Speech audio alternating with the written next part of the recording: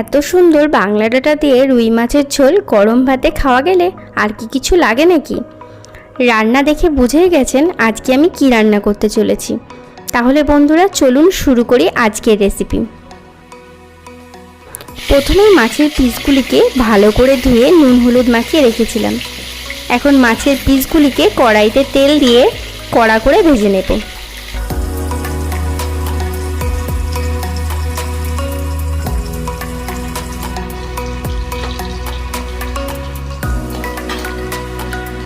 এরপর আলুগুলিকে লাল করে ভেজে নেব।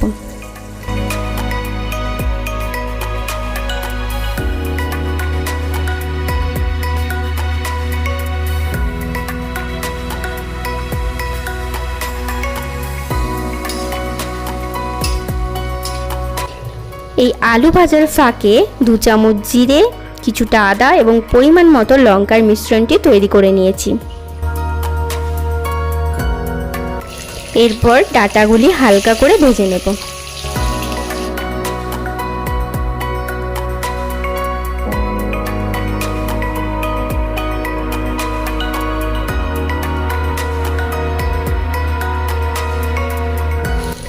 হালকা লাল হয়ে আসলে ডাঁটাগুলিকে তুলে নেব।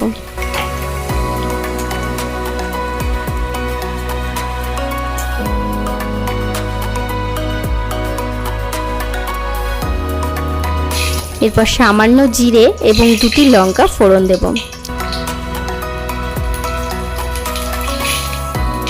লো ফ্লেমে এবার করে রাখা মশলাগুলি দিয়ে দেব।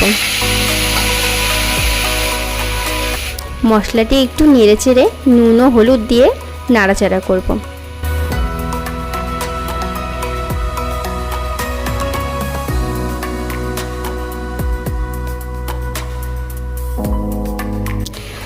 মশলা কষানো হয়ে গেলে এর মধ্যে ভেজে রাখা ডাঁটা এবং আলু দিয়ে নাড়াচাড়া করব।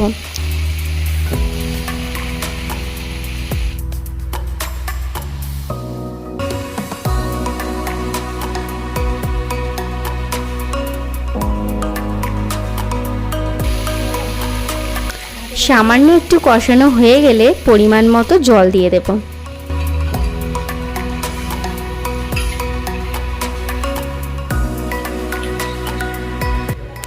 এরপর ঝোলটি ফুটে আসলে ঝোলের মধ্যে মাছগুলি ছেড়ে দেব।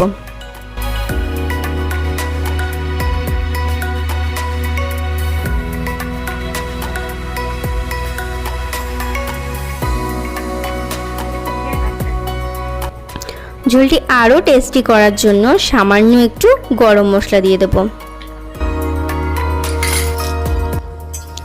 2 মিনিট পর মাছের ঝোলটি নামিয়ে নিয়ে গরম ভাতে গরম গরম পরিবেশন করুন বাংলা ডাঁটা দিয়ে রুই মাছের ঝোল। বন্ধুরা এই রেসিপিটি অবশ্যই বাড়িতে ট্রাই করবেন। কেমন লেগেছে জানাতে ভুলবেন না। ভিডিওটি ভালো লাগলে লাইক, শেয়ার, সাবস্ক্রাইব করতে ভুলবেন না। ধন্যবাদ।